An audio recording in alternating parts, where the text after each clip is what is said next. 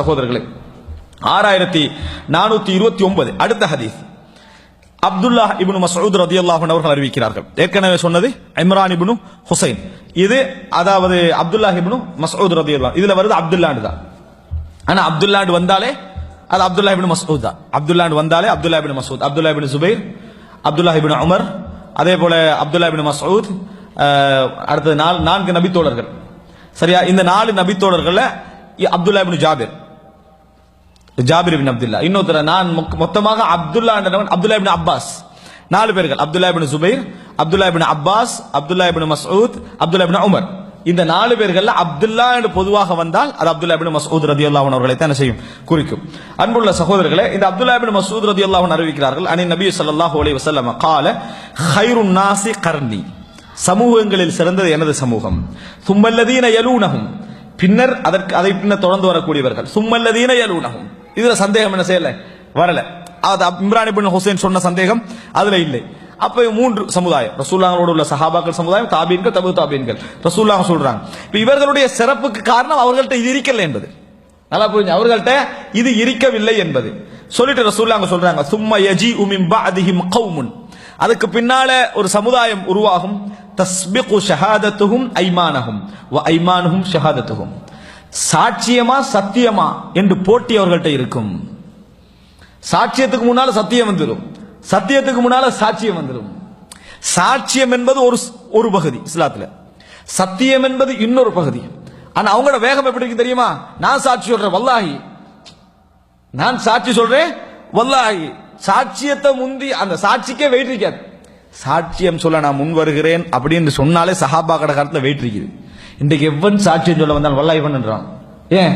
சாட்சியத்துக்கு wait இல்ல, வழங்கிட்டா அந்த லெவலுக்கு ஆகிட்டு. அல்லாவின் மீது ஆணை என்று சொல்லு, சாட்சியம் சொல்றேன் வெயிட். அதனால ரசூலுல்லாஹ் சொல்றாங்க, சாட்சியத்தோட சத்தியமும் முந்திரும், சத்தியத்தோட சாட்சியம் முந்திரும்.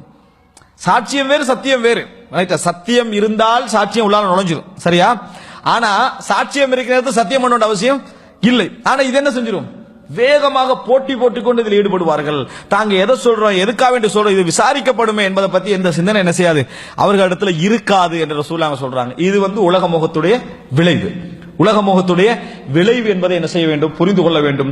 அதனாலதான் இமாம் புகாரி அவர்கள் இந்த தலைப்பில் என்ன செய்யறார், இந்த ஹதீஸ் எல்லாம் இந்த தலைப்பு கீழே கொண்டு வருவதை நாங்கள் பார்க்கிறோம். அடுத்ததாக அன்புள்ள சகோதரர்களே, 6430 இலக்கம். இதுல இந்த 2 ஹதீஸ்லையும் நம்ம புரிஞ்சு கொண்ட பண்புகளை பாருங்க. யஷ்ஹதூன வலா யுஸ்தஷ்ஹதூன், சாட்சிக்கு அழைக்கப்படாமல் சாட்சி சொல்லுதல்.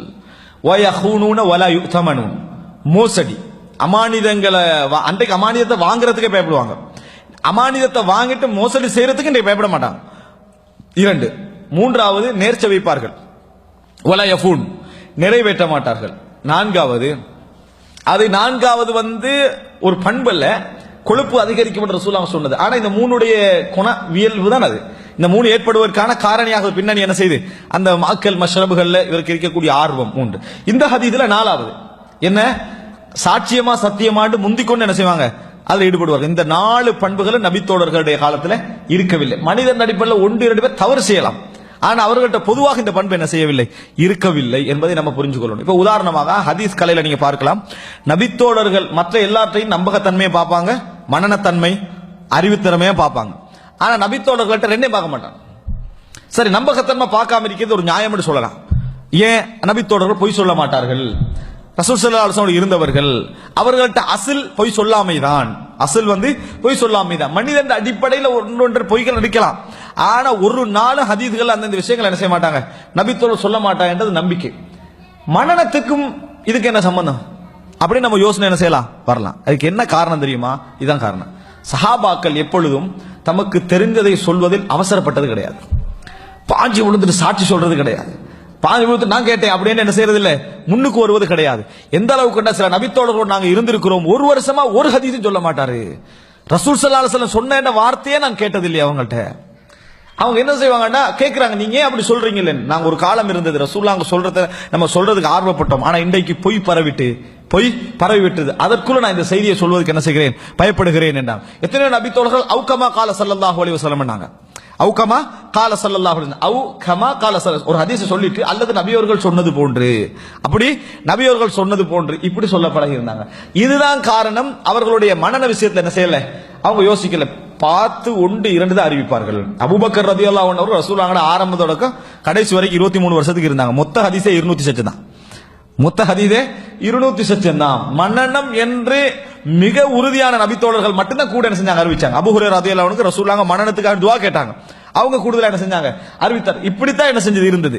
அப்ப என்ன புரிஞ்சுக்கணும்னா, சஹாபாக்கள் இடத்துல எல்லா வகையிலும் ஒரு செய்தியை யாரு கொஞ்சம் மெதுவாக பார்த்து தேடி பேசுறான்னு அவங்கள்ட்ட தவறு வருவதற்கு குறைவு. ஒரு எடுத்தே முடிச்சேன் யார் பேசினாலும் அவங்கள்ட்ட தவறு வருவதற்கு அதிகமா என்ன செய்கிறது, வாய்ப்பு இருக்கிறது. இதுதான் காரணம். இது நபித்தோடைய காலம் சிறப்பாக இருந்தது, எங்களுடைய காலம் சிறப்பில்லாமல் போவதற்கு இது ஒரு காரணம் என்பதை நாங்கள் புரிந்து கொள்ள வேண்டும். அடுத்த